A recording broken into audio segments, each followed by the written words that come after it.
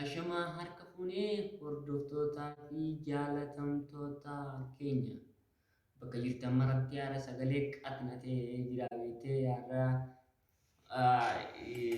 sagalee illee kanallee as gubbatti immoo hojii kakaddeeti haroo hafaaraan irraa hawla hin olbaasin. Saniifuu waa'ee wallaalummaa fi beekumsaa tokkorraa wal gaafannee asirra dhufnee chaanaala kan gubbaa ayee chaanaala YouTube bina sirraas ni jira kanarraas ni jira ayyaana isaaf bilimee dhaamee jaamaa viidiyoo tokko irra hojjennee jira.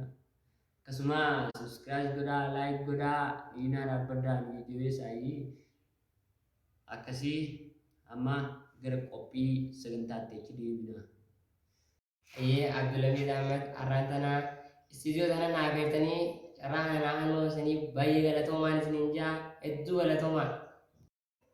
Ayee Junaidii asitti nu dhiyaachuu keetiif ayee nutis hedduu sin tursiifnu akkasii kunoo fakkeenyatu wallaalummaarraa fi beekumsarraa si gaafannaa fakkeenyota ayee nurra dha'uun dandeessa waa xiqqiyyoodhaan gara daawwattoonni keenyaas haaraan laalaa jirtan kunoo akkasuma Magaalaa gara fakkeenyota wallaalummaatti jira barraa guyyaa tokko namoonni barateen 9 osoo karaa deemu jiranii dibootii abbaa 10 harkatan waggaa kana irra wal didan hirmaata irratti goota tokko yookiin nama abshaara tokko bira waliin dhaqaniiti nu daa'irii yaanii isa kanan sangoota kan fideetiin innis isin sagalii ani immoo nama tokko waliin nama tokko sangoota abbaa 9 laanna abbaa 10 ta'a isin ammoo tokko wardaa waliin qoran taanee jiraannaa jeeti fi abbaa qoran ta'ee innis abbaa qoran ta'ee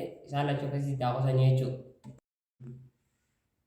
hayyee kabajamtoota fi hordoftoota keenya hayyee warri daawwachaa jirtan marti keessanuu waa'ee wallaalummaa kennee jirraa gara beekumsaatti achi daawwarraa hayyee Junaidii beekumsarraas waan beektu akkaatuma wallaalummaa dhiyeessiteen fakkeenya saniitiin dhiyeessuu ni dandeessa.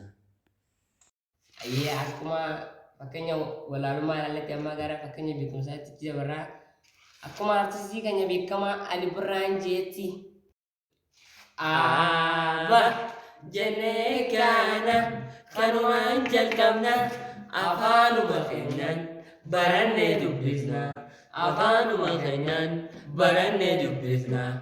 Aaba jennee kana kanumaan jalqabna afaanuma keenyaan barannee dubbisna afaanuma keenyaan barannee dubbisna.